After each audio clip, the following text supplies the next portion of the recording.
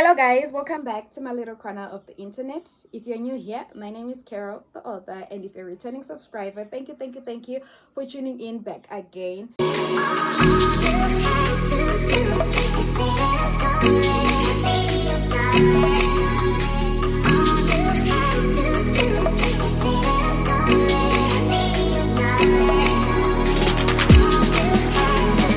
So today I am going to be talking about writing down the vision. So yesterday I attended church and it was a testimony service. So the thing with testimonies is you get to see how big our God is. You get to see how faithful he is. And it helps with deepening your relationship with Christ because when other people are sharing about the good things that have happened to them, you clap loudly and happily as though it is your own win. Okay. So the service went on and it went on, and it was great. It was amazing because everyone had something to say about what God is doing in their life. I also learned that it's not about what God is doing, like the big things, or the prayers that we've listed down, what has he done, but giving a testimony. I mean, waking up every day alive is a testimony on its own. Waking up every day and still being able to use your body, waking up every day healthy, not sick, that's a testimony. It doesn't have to be big, but just being appreciative of what God is doing in your life. So going back to the topic of today, writing down the vision. So most people who were sharing their testimonies were highlighting how much they had written these things down that we're now manifesting. And it took me back to the book of Habakkuk 2, verses 2 to 3, and it reads, "Write down this vision, clearly inscribe it on tablets, so one may easily read it. For the vision is yet for the appointed time. It testifies about the end, and it will not lie. Though it delays, wait for it, since it will certainly come and not be late."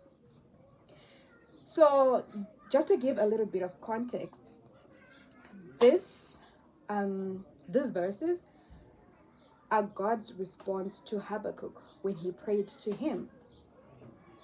And God responded in a form of a vision. He gave Habakkuk a vision, and Habakkuk was supposed to write this down so that everyone who was passing could see the vision, could easily read the message from God, right? And when they read it, it would seem as if there's going to be a delay, but God was giving them an assurance that though it delays, wait for it, since it will certainly come and will not be late, right? So bringing it back to today, this is you have your dreams, you have the goals that you want to do. I mean, most of the times we tell ourselves, we tell other people, write the goal down, write the vision down. Of course, writing the vision or writing the goal down brings clarity. It acts as a physical reminder. It's easy to check in on the progress that you're doing, and it also makes you accountable, right? So now, God was telling Habakkuk to write it down so that others can see. There is power in seeing the message. There is power in reading something, right? So if you write your vision down, you inscribe it on tablets somewhere where it can be seen, somewhere where it can be read easily. So I want you to take these verses in this way. You are writing down your goals for you and for God, so that both of you can easily read these goals the vision, right? And by so doing, if you can easily read something, it's easy for you to remember that thing. It's easy for it to be instilled in your mind.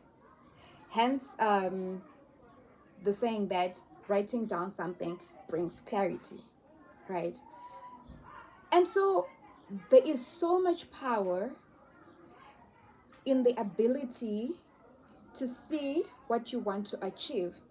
And instead of saying, I will publish a book, I will do ABC, you should write it in such a way that December 2026, I am going to publish 2 books. Next year, this time, I would have done this. Give timelines. That way, it forces you to, it pushes you, it forces you to work, it forces you to be intentional. I'll keep saying this. It forces you to be intentional daily with your daily habits. Wait for it since it will certainly come and not be late. So when you write your vision, when you write your goals down, the harder part comes where you have to be patient, believing that these things are going to manifest. For some, it may take 3 months, it may take 6 months, it may take a year. But remember, your timing is not God's timing. God does things at the right time, right place, right moment. So when you write your vision down, do not feel sad. Do not worry that it's taking time. Keep working, keep going, because when it starts to manifest, when it starts to manifest, it'll be the greatest thing to happen. And also, I believe that when you write something down, the period between you writing it down and it manifesting is like what do you call it? In that process, you're being refined, you are being prepared for what you want. Because sometimes we have these, because we have these big dreams, we don't realize that we are not ready to receive those big things, because the big things mean big responsibilities. And sometimes God says that, my daughter, yes, you want this, but I need to prepare you for this thing that you want. I'm going to give it to you at the right time, when you're ready, when you're prepared, when you're well sharpened to receive it, such that when you receive it, you will be able to appreciate, to sustain, to maintain, to even develop it further, because you are ready for that blessing. So there is power in writing your vision down. I remember when I wrote my first book, there was a period I suffered from the writer's block, and I wrote, I'm going to publish my book December 2022. And tell you what, I suddenly got creative. I began to write and write and write. And for sure, December 2022, I launched my book. I wrote down that I'm going to start a YouTube channel. I wrote down the reasons I wanted to start a YouTube channel. It took me time to gather the confidence to record, to address an audience, a beautiful audience like the one that I have. I appreciate you all. I did it because every day I would look at that. Start a YouTube channel. Start a YouTube channel. This is what I want to achieve with the YouTube channel. So every day I would see that, and it motivated me to just start. And I did. So write down your vision, be as simple as you can, and be as straightforward with it. Be positive, be confident in yourself. It makes it easy for you. So write that vision down, and it's never too late. It's never too late. Before I leave, I would also want to leave you with another verse.